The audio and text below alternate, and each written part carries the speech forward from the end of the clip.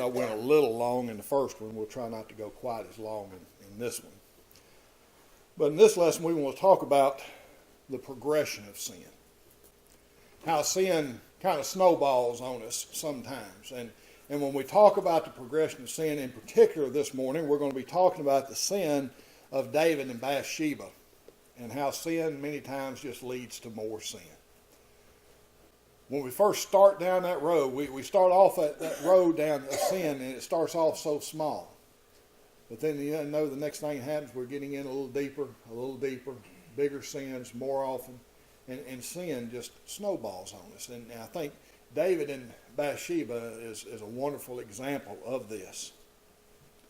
As we mentioned before, the devil's very good at his job. He is very good at his job. He really knows how to deceive men. He can take things that are wicked and destructive and make them look appealing. He can take terrible things that destroy, that are horrible sins, and make them look good. The devil's good at that. He's able to convince men to trade eternal blessings for moments of pleasure in this life. He's able to convince men to do things, if they were thinking clearly, that they just wouldn't do. But the devil is very deceitful. He's very good at what he does. And he's able to convince men to do things that just don't make any sense. Trade eternal blessings for just a moment's pleasure. He's able to convince men that there's such a thing as small sin. You don't read about small sins in the Bible. We read about sin. We read about transgression of God's law, that sin is transgression of God's law. We don't read about being small transgressions of God's law and big transgressions of God's law. That's a thought that comes from the devil. That if it's a small sin, then it's really not that bad. If it's a small sin, then God's really not going to hold us accountable for it. But the devil, that's his angle many times. It's not really that big a deal, is it? If we tell just a little white lie and nobody gets hurt, not that big a deal.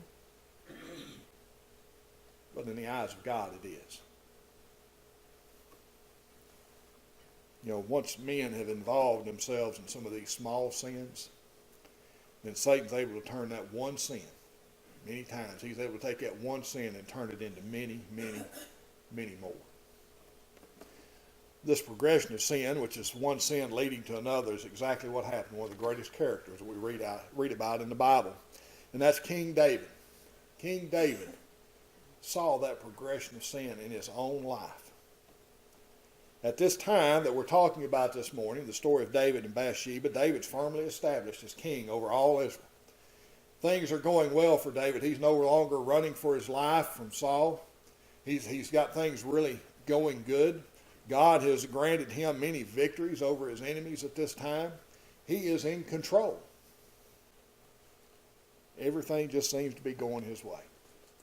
Things are really going well for David at this point. How many times, though, in the past have we seen good men, when things are going really good, let their guard down and become ensnared by sin?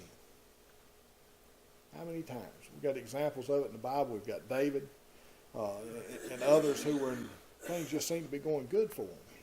Couldn't have been in much better condition. Think about Solomon. Man, when Solomon first started off, things were going good for Solomon. Good attitude, wanted to obey God, wanted to do a good job as king. But then he slowly got away until eventually he turned away from God completely. Over in 2 Samuel, starting in chapter 11 and verse 1, it says, "It happened in the spring of the year, at the time when kings go out to battle, that David sent Joab and his servants with him and all Israel, and they destroyed the people of Ammon and besieged Rabbah, but David remained at Jerusalem. Then it happened one evening that David arose from his bed and walked on the roof of the king's house, and from the roof he saw a woman bathing, and the woman was very beautiful to behold. So David sent and inquired about the woman, and someone said, 'Is this not Bathsheba, the daughter of Eliam, the wife of Uriah the Hittite?'" David asked about her. Gets a little information. It seems to me at this time, and this time in history, that it was that it was customary for the kings to go out to battle with their armies. We see that time and time again throughout the Old Testament. Even Ahab, as wicked as he was, he went out to battle with his army. Now remember, the one time he went out with the king of Judah, seemed like it might have been Jehoram, that he went out disguised as a regular soldier because he didn't want people trying to kill him. But it was customary. David had gone out in battle. Saul had gone out in battle. Hezekiah went out in battle. All of these went out in battle, but for some reason, David didn't go. Don't know what it was. But he wasn't with his men. He wasn't with his army, which would have normally been his place. Now, at this time, most of the houses of that time period, and even a lot of the houses still today in that part of the world, they were built with flat roofs. They were built flat roofs, and they used these roofs almost like an extra room, kind of like we might use a porch today. They would go out there when it was cool and sit on the roof or walk around on the roof, and no doubt David's house was very large and had a very large roof that he could walk around on, a very nice, might think of it like a patio area. These were used as areas for people to go and enjoy the cool part of the day. And that's what David was doing while his men were engaged in battle.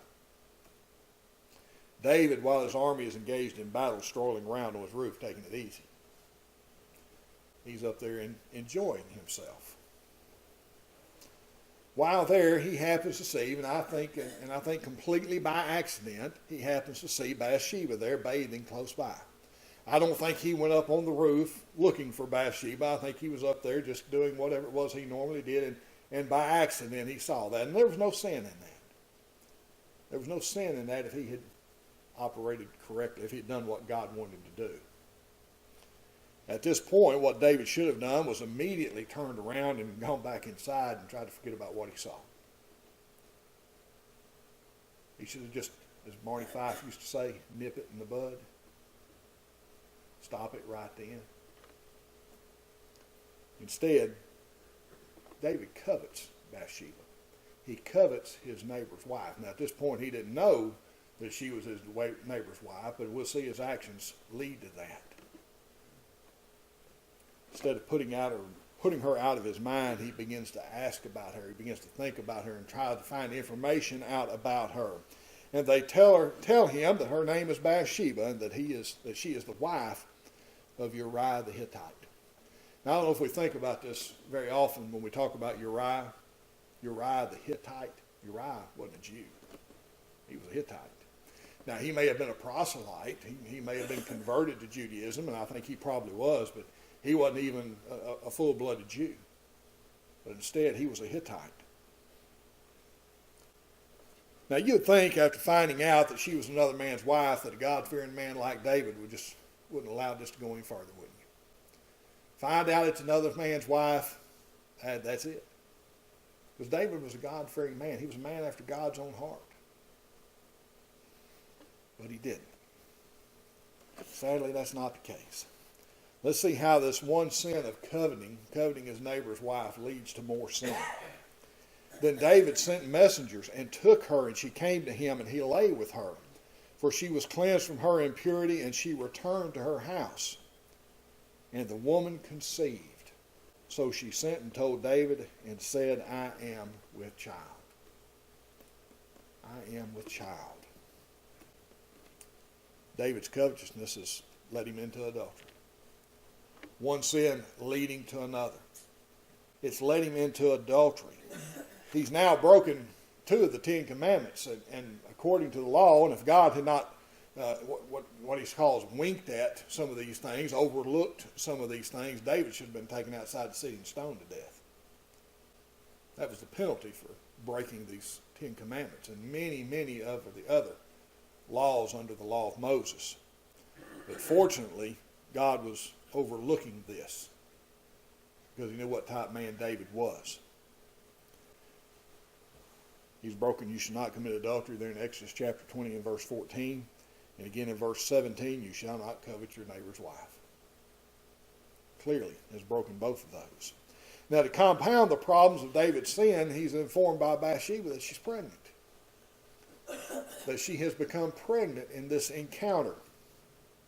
This was a problem because her husband Uriah was away at war. So everybody would know that that child was not his. Because many times these wars would go on for weeks and months. Husband's away for months at a time. Everybody's going to know something's fishy. Everybody's going to know something's going on. That's not Uriah's son, or it's not going to be Uriah's child.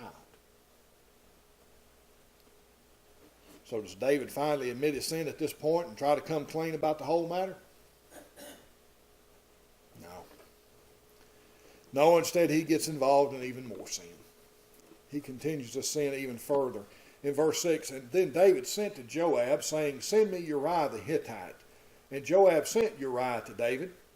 When Uriah had come to him, David asked how Joab was doing and how the people were doing and how the war prospered.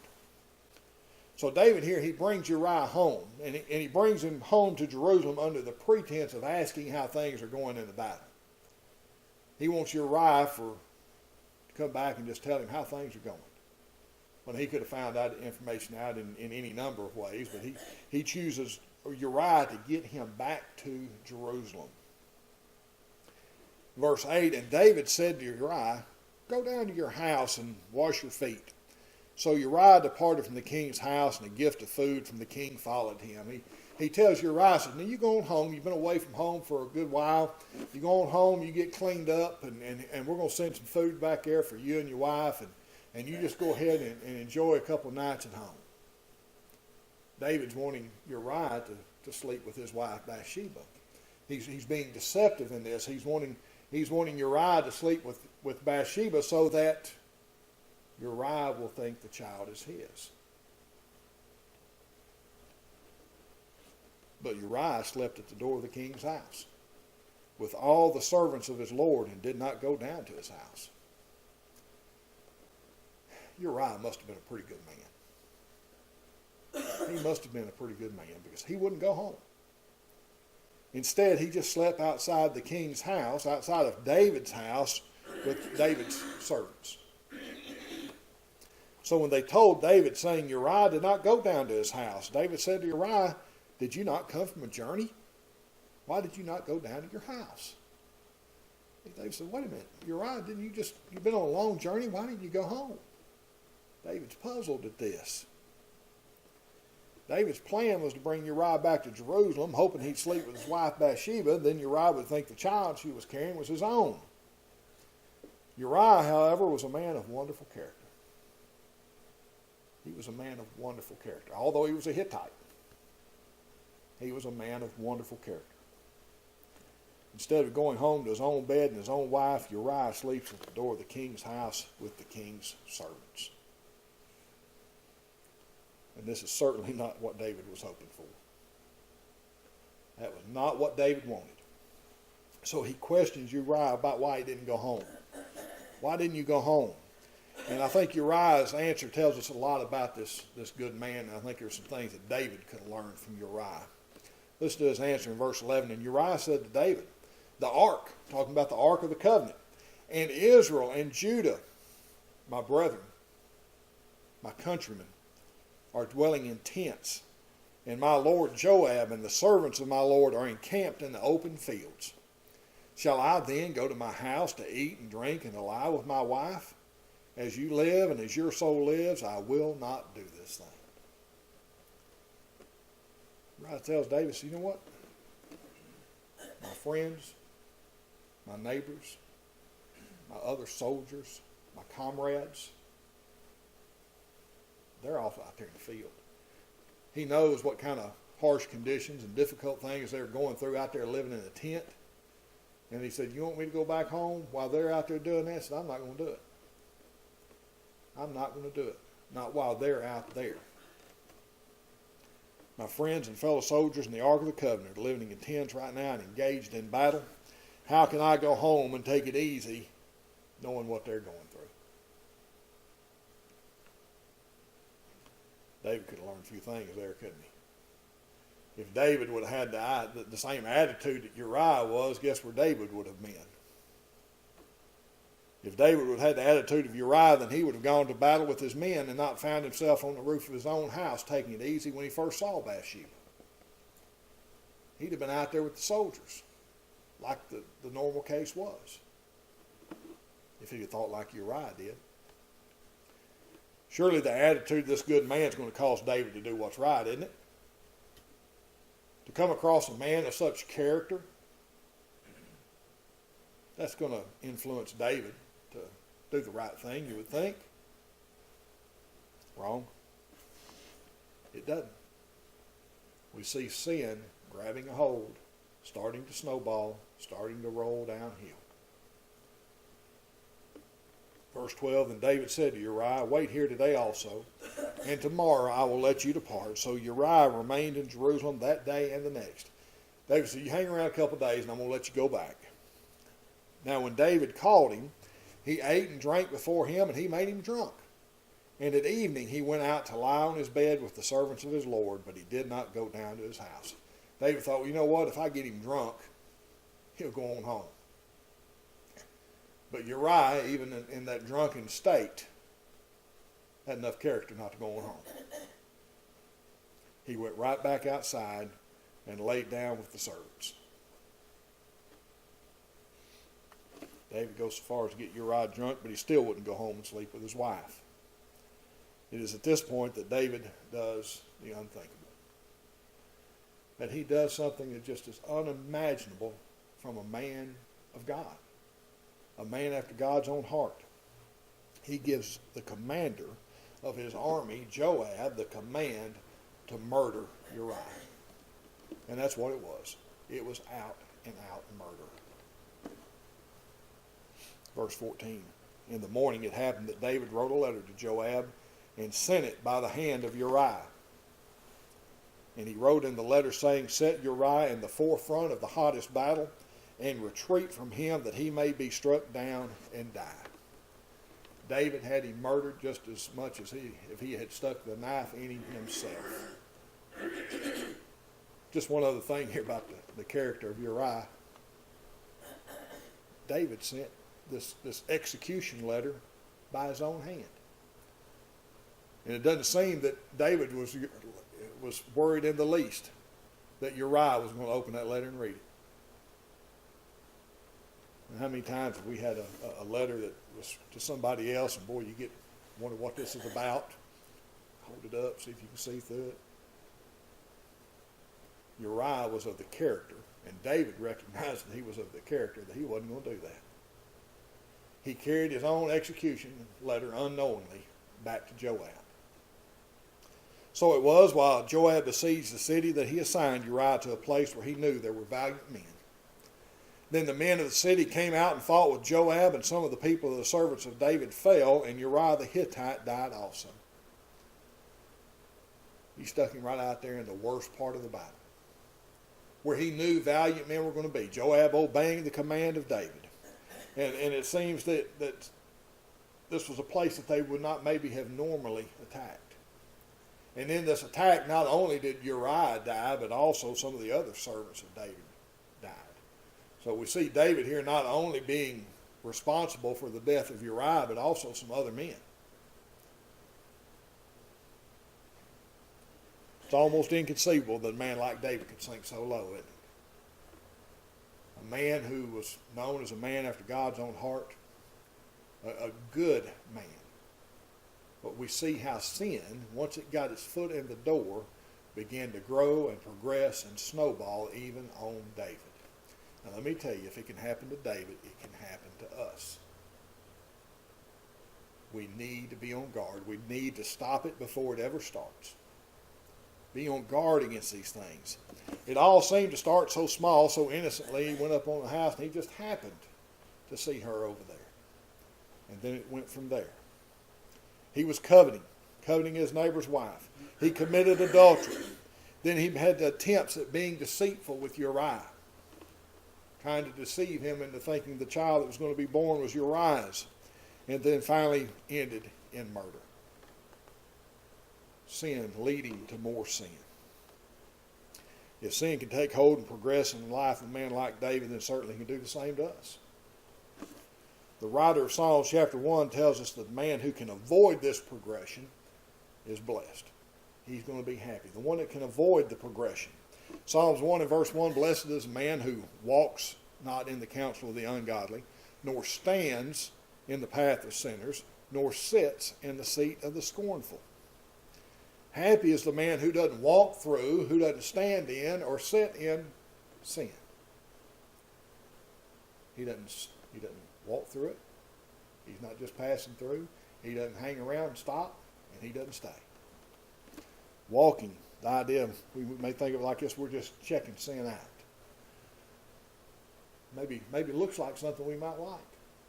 Maybe it looks like something that might be fun, something we might enjoy, and we begin to think about it, like David did. Next thing you know, we're no longer still passing through. We've done stopped. We've stopped and we've begun to participate in these sins ourselves, and we're becoming accustomed to these sins, and we kind of like these sins. And then finally, we take the seat. We begin to sit. We're making it our home. We're making it our way of life. Sin has become our life. And not only has it become our life, but it's also become something that we're trying to get others involved in. That idea of sitting in the seat of the scornful means that you've actually become a teacher. Remember, that's what the Pharisees did. They sat in the seat of Moses. They were those who were to expound the law of Moses. Well, here we have this one sitting in the seat of the scornful. He's expounding to others the joys and the good things about this sin that he's involved in. It has become his way of life. Alcohol and other drugs are like this. They start off with just one drink, maybe just one joint, or just one hit of meth. And you could look at any drug, whatever it may be, that can take over and control a person's life. It starts off with the first one. Starts off with the first one. And they tell me that this meth is one of the worst things to hit this country. That it does as much physical damage to somebody as any drug, and it's harder to get off of than almost any drug.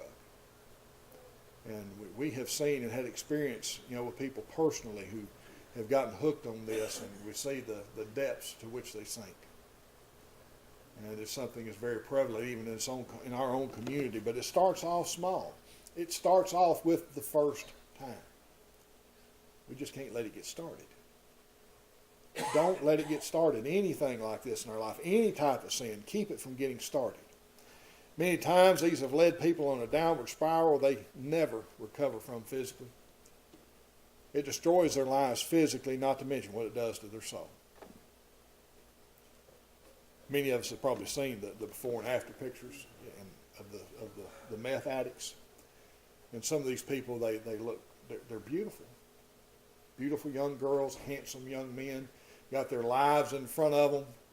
And then 6, 8 months, a year later, almost unrecognizable because of the toll that it takes on their body. As we mentioned, not to even mention their soul. It can cost us our eternal soul. The best defense against the progression of sin in our life is just don't let it get started. Just don't let it get started. Don't even entertain the idea. We need to heed the advice that was given by the Apostle Paul. This is what he told the Corinthians in 1 Corinthians chapter 6 and verse 18. He says, flee sexual immorality. Every sin that a man does is outside the body, but he who commits sexual immorality sins against his own body. What does he tell him to do about this sin? He says, run from it. Flee from it. Now, when I think of somebody fleeing, I don't know why this pops into my head like it does. My brain doesn't always operate like everybody else's sometimes, but I always picture somebody running from a bear. Running from a bear. Well, why are they running from the bear? Because they won't stay alive. Fleeing. Fleeing for our life. Flee from this sin. Again, over in chapter 10 of 1 Corinthians, he says, therefore, my beloved, flee from idolatry. Flee from these sins. Don't hang around and see what they're like. Flee from them. He tells Timothy in 1 Timothy chapter 6 and verse 10, for the love of money is a root of all kinds of evil. for which some have strayed from the faith in their greediness, and have pierced them through with many sorrows. He said this love of money just it distributes all kinds of evil. And he says some have even lost their faith because of their greediness, and they've pierced themselves through with many sorrows. They've done themselves a lot of damage because of this evil that goes along with loving money. So what does he say do about it? He tells Timothy, but you, O man of God, flee these things. Flee them. Get away from them. Don't stay close to them. Your life depends upon you getting away from these things. And pursue righteousness, godliness, faith, love, patience, and gentleness. Now that guy that's fleeing from that bear, I don't know where he's going to run to. You know, you're not going to be very successful at outrunning a bear. But you're going to flee to whatever shelter you think you can find. And Paul tells Timothy here, when you flee these things, you don't just run off in some haphazard direction, but he tells him which direction to run, where to run for safety. Pursue righteousness, godliness, faith, love, patience, and gentleness. He tells him again over in 2 Timothy chapter 2 and verse 22, flee also youthful lust, but pursue righteousness, faith, love, and peace with those who call on the Lord out of a pure heart. He tells him this time, flee the sin, pursue the righteousness, pursue faith, love, and peace, and what else? Do it with other Christians. Do it with others who call on the Lord out of a pure heart. We need to be spending time with other Christians when we have opportunity, and when we gather together to worship God on a weekly basis. These are wonderful opportunities for us to get together with other Christians and pursue these things that Paul told Timothy to pursue. Wonderful times for us to pursue righteousness, faith, love, peace with others who call on the Lord. When we're tempted to sin, we just need to get away from it. Get away from the temptation immediately, as quickly as possible. Don't let it get started. Look at the problems that could have been avoided if David would have done that when he first saw Bathsheba. If he'd have just done that when he first started, he wouldn't have coveted. He wouldn't have committed adultery. He would not have tried to be deceitful with Uriah. He wouldn't have had Uriah killed and those other men that died along with him. If he'd have just stopped it before it started. Sin is just simply not anything to be played with. It's not something that we can see how close we can get to it and not get burned. We just need to stay away from it completely. Don't forget, the devil's good at his job. He's good at his job, and he's trying to deceive us into thinking that sin really isn't that bad. But we need to understand that it is. We need to understand that there's nothing worse in this world than sin, because it is the only thing that can cost us our eternal soul. Well, that's the conclusion of the lesson. If we have anyone here this morning